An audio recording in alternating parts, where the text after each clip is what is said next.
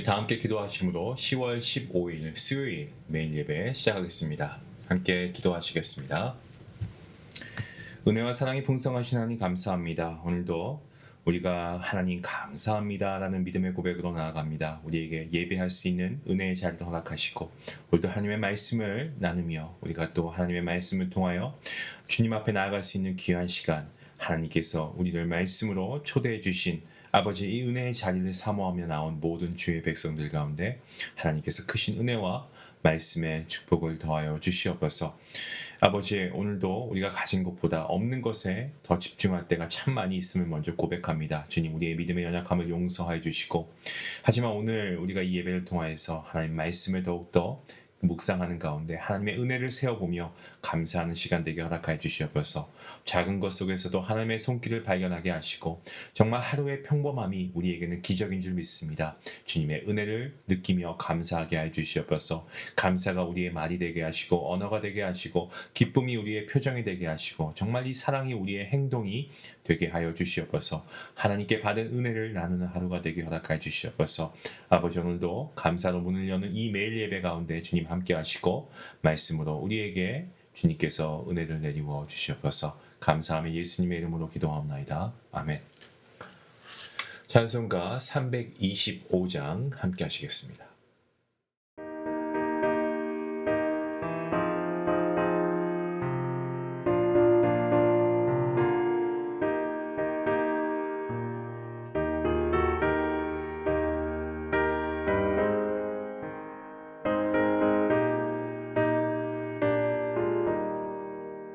예수가 함께 계시니 시험이 오나 겁없네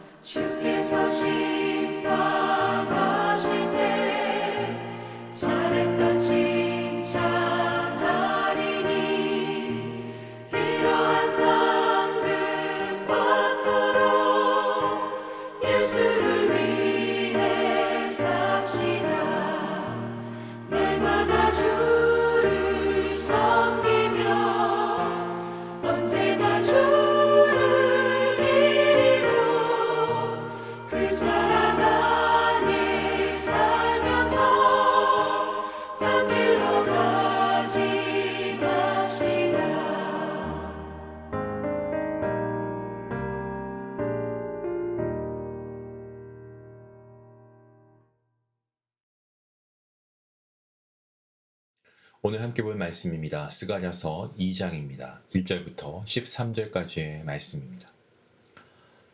함께 말씀을 읽도록 하겠습니다. 1절 말씀입니다. 내가 또 눈을 들어 본즉 한 사람이 측량줄을 그의 손에 잡았기로 내가 어디로 가느냐 물은즉 그가 내게 대답하되 예루살렘을 측량하여 그 너비와 길이를 보고자 하노라 하고 말할 때에 내게 말하는 천사가 나가고 다른 천사가 나와서 그를 맞으며 이르되 너는 달려가서 그 소년에게 말하여 이르기를 예루살렘은 그 가운데 사람과 가축이 많으므로 성곽 없는 성읍이 될 것이다 하라. 여호와의 말씀에 내가 불로 둘러싼 성곽이 되며 그 가운데에서 영광이 되리라. 오호라 너희는 북방 땅에서 도피할지어다. 여호와의 말씀이니라. 이는 내가 너희를 하늘 사방의 바람같이 흩어지게 하였음이니라. 여호와의 말씀이니라. 바벨론 성에 거주하는 시온아 이제 너는 피할지어다. 만군의 여호와께서 이같이 말씀하시되 영광을 위하여 나를 너희를 노력한 여러 나라로 보내셨나니 너희를 범하는 자는 그의 눈동자를 범하는 것이다. 내가 손을 그들 위에 움직인즉 그들이 자기를 섬기던 자들에게 노략거리가 되리라 하셨나니 너희가 만군의 여호와께서 나를 보내신 줄 알리라. 여호와의 말씀에 시온에 따라 노래하고 기뻐하라. 이는 내가 와서 내 가운데에 머물 것임이라. 그 날에 많은 나라가 여호와께 속하여 내 백성이 될 것이요 나는 내 가운데에 머물리라. 내가 만군의 여호와께서 나를 내게 보내신 줄 알리라. 여호와께서 장차 유다를 거룩한 땅에서 자기 소유를 삼으시고 다시 예루살렘을 택하시니니 모든 육체가 여호와 앞에서 잠잠할 것은 여호와께서 그의 거룩한 처소에서 일어나심이라 하더라. 아멘. 오늘 말씀은 스가랴 2장입니다. 측량줄 환상이라고 할 수 있습니다. 이스라엘 백성은 바벨론에서 오랫동안 포로 생활을 마치고 귀환했습니다. 하지만 현실의 어려움 앞에서 좌절하고 낙심하고 성전 건축을 멈추었습니다. 하나님께서는 그들 가운데 스가랴를 보내시고 그들의 멈춰있는 성전 재건, 근본적으로 그들의 멈춰있는 신앙을 다시 일으켜 세우십니다. 스가랴가 본 환상 속에서 한 사람이 측량줄을 들고 예루살렘을 재려고 합니다. 이것은 하나님께서 예루살렘의 회복을 직접 계획하시고 이루시겠다라고 하고 있는 어떤 상징적인 그러한 말씀입니다. 인간의 계획이 아니고 하나님께서 시작하신 일이라는 사실, 그들에게 있어서는 정말 큰 용기가 되었죠.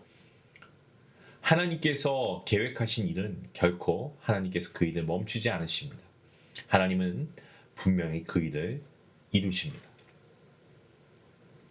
하나님은 또한 예루살렘은 성곽 없는 성읍이 될 것이다 라고 말씀하십니다. 왜냐하면 그 안에 사람이 많고 가축이 넘칠 것이기 때문에 그렇습니다. 성곽이 없으면 이거 좋은 거 아니지 않습니까? 라고 생각할지 모르겠습니다. 하지만 성곽이 없다고 해서 두려워할 필요는 없습니다. 하나님께서 친히 불로 둘러싼 어떤 불로 에워싼 성곽이 되어주시겠다라고 말씀하셨기 때문에 그렇습니다. 이것은 하나님께서 하나님의 백성을 직접 지키시고 보호하신다는 그러한 말씀이기 때문에 우리에게 참 위로가 되고 얼마나 감사한 말씀인지 모릅니다. 이스라엘이 애굽에서 나올 때 불기둥으로 인도하신 분 누구십니까? 하나님이시죠. 그리고 에스더 시대의 악한 음모로부터 구원하신 분도 하나님이십니다.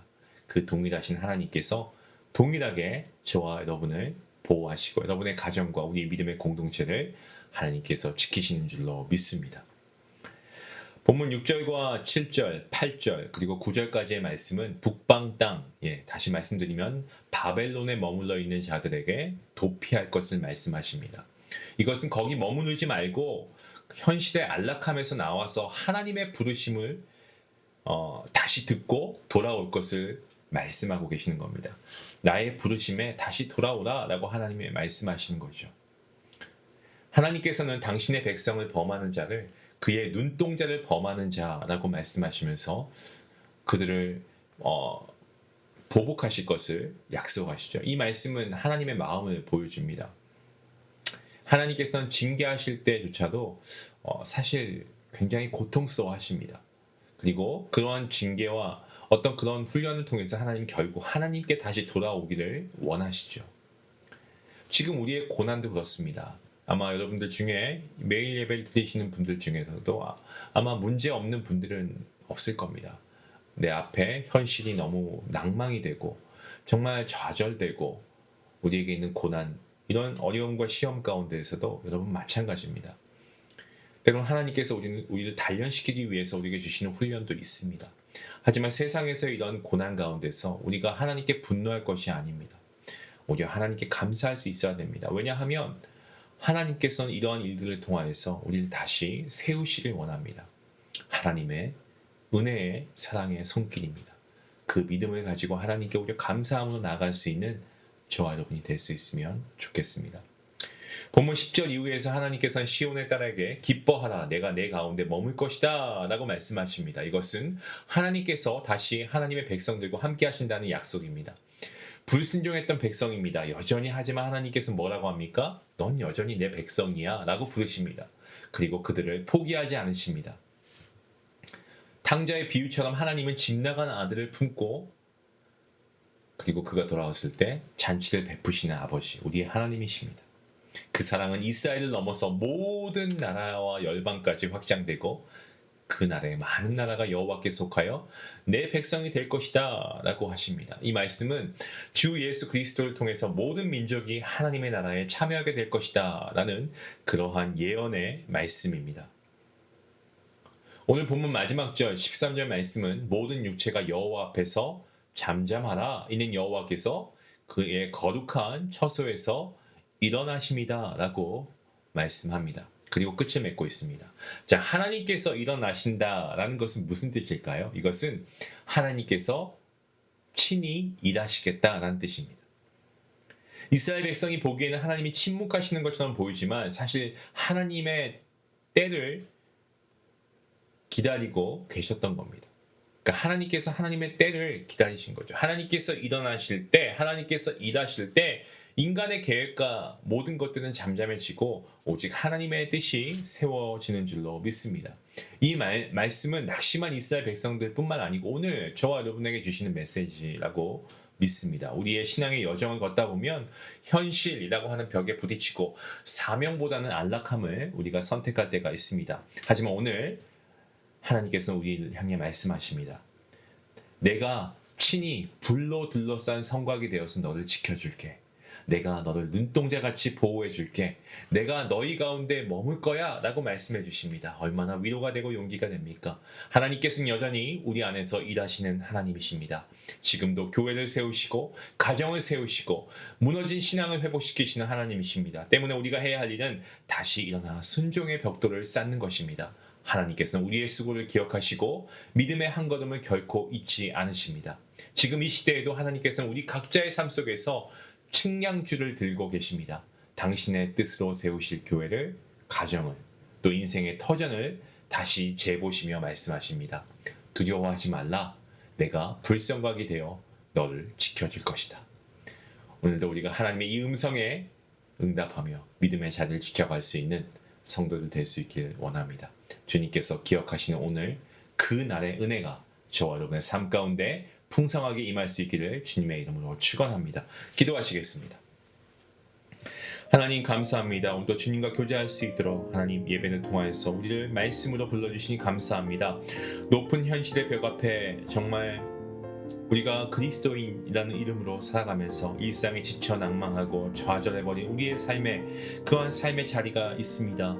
하지만 오늘 우리가 정말 하나님을 바라보고 다시금 우리가 사명의 자리로 나아갈 수 있길 원합니다. 하나님의 부르심에 순종할 수 있길 원합니다. 주님께서 친히 불성곽이 되어주시고 우리를 보호하시고 눈동자같이 아끼시고 지켜주심을 믿고 앞으로 회복될 하나님의 나라가 우리의 소망이 되어서 정말 순종의 벽돌을 쌓아갈 수 있게 허락하여 주시옵소서. 예수님의 이름으로 기도합니다. 아멘. 이스라엘이 포로 귀환 후에 이 현실의 벽 앞에서 멈추었던 것처럼 우리 역시 신앙의 여정 속에서 낙심하고 손을 놓을 때가 있습니다. 하지만 여러분, 하나님께서는 내가 불로 둘러싼 성곽이 되어줄게라고 약속하십니다. 두려워하지 마십시오. 하나님께서 친히 지키시고 보호하시기 때문에 그렇습니다. 여러분, 이 확신을 가지고 우리가 하나님께서 나의 삶을 둘러싸신다는 확신 가운데 멈춰있던 이 순종의 벽돌을 다시 쌓지 않으시겠습니까? 우리 말씀을 생각하시면서 함께 기도하며 나아가길 원합니다.